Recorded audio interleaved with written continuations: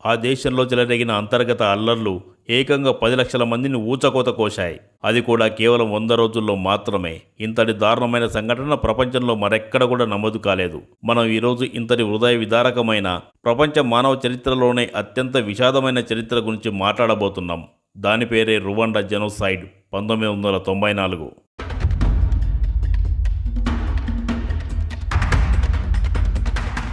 అసలు ఈ విషాదం ఎందుకు జరిగింది, దీని వెనుక ఉన్న కారణాలేమిటి, ఈ చీకటి అధ్యాయాన్ని గురించి పూర్తిగా తెలుసుకుందాం.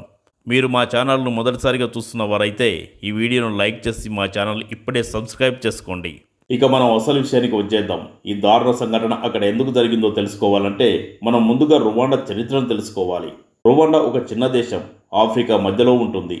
దీని 1000 కొండల దేశం అని కూడా అంటారు. ఎందుకంటే ఇక్కడ చాలా అందమైన కొండలు, అడవులు ఉన్నాయి. రువాండాలో 2 ప్రధాన జాతి సమూహాలు నివసిస్తుంటాయి. వారే హుటు మరియు తుట్సి. హుటు ప్రజలు ఇక్కడ 80% ఉండి ఎక్కువ సంఖ్యలో కనిపిస్తారు.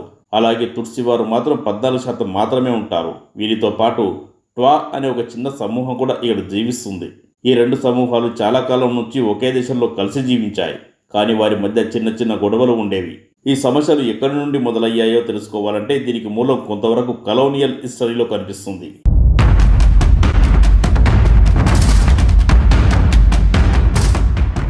మొదటి ప్రపంచ యుద్ధం తర్వాత బెల్జియం వాళ్ళు రువాండాను తమ ఆధీనంలోకి తీసుకున్నారు. ఈ కలోనియల్ పాలకులు హుటు మరియు తుట్సీల మధ్య విభజనను మరింత పెంచారు. వాళ్ళు తుట్సీలను ఎక్కువగా ఇష్టపడ్డారు. వాళ్ళకు మంచి ఉద్యోగాలు, అధికారం ఇచ్చారు. హుటు ప్రజలను మాత్రం ద్వితీయ శ్రేణిగా చూశారు. బెల్జియంలో ఒక విచిత్రమైన విధానం తీసుకొచ్చారు. వాళ్ళు హుటు, తుట్సీలను వేరు చేయడానికి గుర్తింపు కార్డులు జారీ చేశారు. ఈ కార్డులో ఒక జాతి పేరు కూడా రాసి ఉండేది. ఇది 2 సమూహాల మధ్య విద్వేషాన్ని మరింత పెంచింది.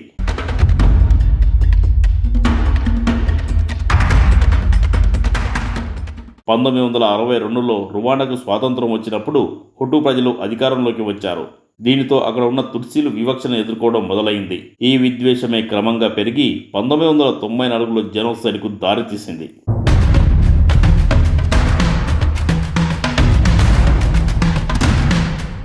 మరి ఈ రువాండా జెనోసైడ్ ఎలా మొదలైంది? 1994 ఏప్రిల్ 6న ఒక భయంకరమైన సంఘటన జరిగింది. రువాండా అధ్యక్షుడు జువెనల్ హెబారిమాన ప్రయాణిస్తున్న విమానం కూల్చివేయబడింది.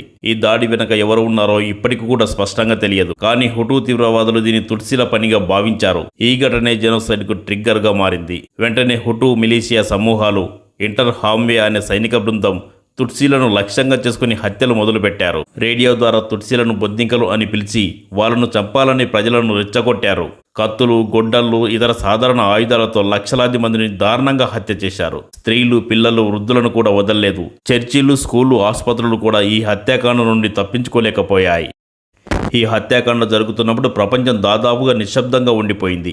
ఐక్యరాజ్యసమితి శాంతి సైనికులు రువాండాలో కూడా ఉన్నారు. కానీ వాళ్ళ సంఖ్య చాలా తక్కువ. వాళ్ళకు సరైన అధికారం, ఆయుధాలు లేవు. అమెరికా, ఫ్రాన్స్ వంటి దేశాలు కూడా పెద్దగా సహాయం చేయలేదు.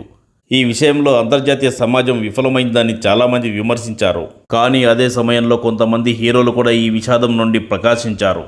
ఉదాహరణకు హోటల్ రువాండా అనే సినిమాలో చూపించిన పాల్ రసేసబగిన తన హోటల్లో వందలాది తుట్సీలను కాపాడాడు. మరి ఈ జెనోసైడ్ ఎలా ఆగిపోయింది? 1994 జూలైలో రువాండా పేట్రియాటిక్ ఫ్రంట్ (RPF) అనే తుట్సీల నేతృత్వంలోని రెబల్ గ్రూపు హుటు మిలీషియాను ఓడించి రాజధాని కిగాలిని స్వాధీనం చేసుకుంది. దీనితో జెనోసైడ్ ముగిసింది. కానీ ఈ సమయంలో దాదాపు 8 నుండి 10 లక్షల మంది చనిపోయారు.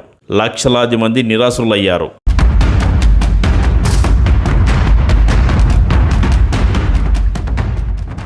ఇకపోతే ఈ జెనోసైడ్ తర్వాత రువాండా చాలా కష్టాలు ఎదుర్కొంది. కానీ ఈరోజు రువాండా ఒక అద్భుతమైన పునరాగమనం సాధించింది. పాల్ కగామే నాయకత్వంలో రువాండా ఆర్థికంగా, సామాజికంగా బలపడింది. ఈ రోజు రువాండా ఆఫ్రికాలో అత్యంత వేగంగా డెవలప్ అవుతున్న దేశాల్లో ఒకటిగా నిలిచింది.